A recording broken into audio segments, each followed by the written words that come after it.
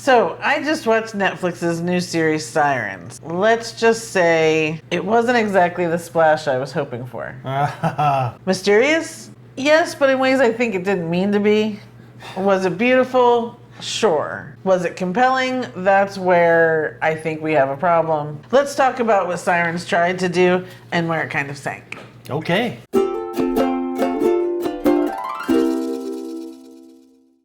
Hello, everyone. Hi, everybody. I'm Danny. I'm John. This is our Charmed Midlife, and today we are talking about the new series that just came out on Netflix called Sirens. Ooh. Yeah, I mean, I was so excited for this. It has Megan Fahey and Julianne Moore and Kevin Bacon. Wow. But the real star of this is this girl, Millie Alcock, who I don't know. I guess she was on that, the Dragon spin-off, the House of the Dragons or something. So I don't know her, but I really liked her in this. Okay. But I was super excited for this. I mean, what a cast. And the way they advertised this show, they made it seem like, you know, obviously it's like all in the Hamptons type. This was a different island, but Hamptons type of thing. And like that Julianne Moore might be running some kind of weird rich cult out there or something. Yeah. And they made it look like there is a mystery and that there is something to grasp onto. And I just didn't find that. So let's. You looked and you looked and you looked and you just didn't find it. Yeah. So everyone's trying to do these rich people shows nowadays, right? Yeah. Ever since the first White Lotus, there's been 9 Perfect Strangers with Nicole Kidman and then The Perfect Couple with Nicole Kidman. And everyone's trying to do their own version. Netflix has had quite a few, and this one is one that just fell completely flat for me.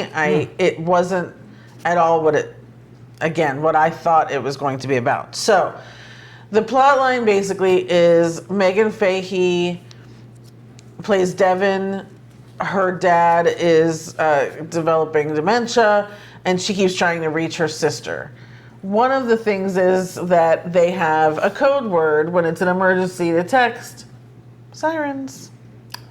Okay. So that's one use of the word sirens. And then, so she goes out to find her sister on this island, and she finds that she is the assistant to Julianne Moore, who is the wife of a billionaire living out on this Hamptons-like island. Everyone surrounding them is all in the Lily Pulitzer greens and pinks and, you know, stuff like that. And immediately, you know, Devin, Megan Fahey's character, she realizes that her sister Simone and Michaela, who is Julianne Moore's character, they're oddly close. It seems like Michaela has a pull over her. She sees her hold like this weird, she rescues birds and like injured birds and Julianne Moore. Gets them back out into the wild, and she's holding this weird meeting. And so Devin immediately starts to think this cult thing. This is all in the first episode, and then that kind of goes away once she realizes that that's not really the case. Here's what I struggled with the most in this show. Okay. I didn't know what it was about. I still don't know what the point is they were trying to make, other than women are horrible. That was the only thing I really came away with. So, some women. Well, that's what I'm not sure of. So Devin, I feel like, was our moral center in this. She came into this weird environment. And here's the thing, as a moral center, she has 2 DUIs. She's just screwing every guy that she comes into contact with. Yet she's the moral center of the story. So then how can you not assume that whoever did this thinks that women are horrible? You know what I mean? Like, it was probably an attempt to make her a complex character. She's got these many sides, whatever, but I think I get what you're saying. It just comes off as women are terrible. Yeah, because by the end, that's kind of all you end up with. There's no cult. And each of these characters, which I did appreciate, gets some validation, gets a normal human looking life. You know, Simone, you think, is really just this robot assistant, and that she treats everyone else in the house horribly, yet she has panic attacks, and you find out she has a very trauma-filled past that she's trying to escape from. Julianne Moore, kind of the same thing, that even though she's this kind of societal head, she also worries about losing her marriage and, you know, what may come of her next. But at the same time, I still just didn't, there wasn't a point. And maybe again, I'm just looking for a mystery to be solved. Maybe I'm just not the kind of person that wants to watch a show that doesn't really have anything super exciting going on. But this was 5 episodes, and I feel like maybe the last episode was finally where I was like, oh, okay, something's actually happening. I kept watching because I kept expecting more to happen. And they tricked you each time. And it felt like, so 5 hours, this could have been a movie, even though that would have been a really boring movie. Kevin Bacon is the husband, and he feels like this typical kind of gross husband, like who you love in the beginning, and then it turns out he's just as much of a jerk as anyone else. The women backstab each other to get what they want, so are all women manipulative and cunning and just horrible? Like, I don't know. It's very pretty to look at. It's a very pretty show to look at. They obviously spent some money. And here's the thing, Julianne Moore, one of the best actresses in the world, fell really flat as well. She couldn't even bring this up. And to where, like, you know, sometimes I'm like, at least when she was on the screen, I died and she was awesome. Even when she was on the screen, I was still bored to death and didn't know what was going on. I don't know that she knew what her character was supposed to be doing. Yeah, I mean, that's tough sledding.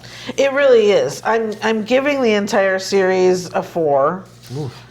And that's only because at least everyone in it, they did their best, and they're all great actors, and what a great cast, and it did look good.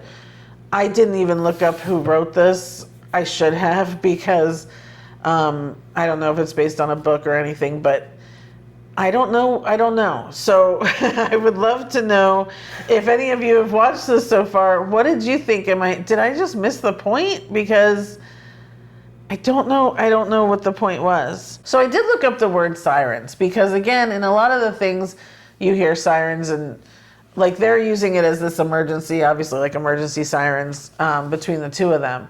But the series is called Sirens. Again, what's the word sirens used for?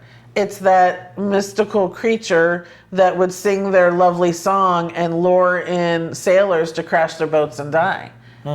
So again, horrible women. So that's all I'm getting from this, is that women are awful. I mean, so you can use them for emergency, obviously. Evil creatures, beautiful voices to lure sailors to death, or beautiful, tempting women. Okay. So I don't know. Again, maybe it's just that stuff that sits wrong with me. And so from the beginning, I'm just kind of like, what's going on here? I just feel like it was definitely marketed incorrectly to me. Or at least I took it the wrong way. You saw the trailer. Isn't that what it looked like to you? Yeah, and from the sounds of it, if they marketed it like it really was, I don't think it would do very well at all. Well, true. So they probably embellished, made you think it was something else, and counted on you sticking around for an episode or two. Right. That's very true. So I would love to hear from you guys. What did you think of this show? Am I just being picky, or I don't know. I felt like that was 5 hours, man. I just can't get that back. And I just don't like that kind of feel of, oh, so all these women are just awful, and even as close as you can be, they're gonna backstab you and whatever. And Megan Fahey carries the show great. She's great. She's great in this character, Devin, that kind of has to be this moral center, even though she's trying to deal with her own stuff at the same time. There are some funny moments there, I think they tried to be funny in a lot of ways too, and maybe that's where I missed the mark, because I didn't get it. So definitely let me know. I would love to hear from you. But Sirens is on Netflix right now.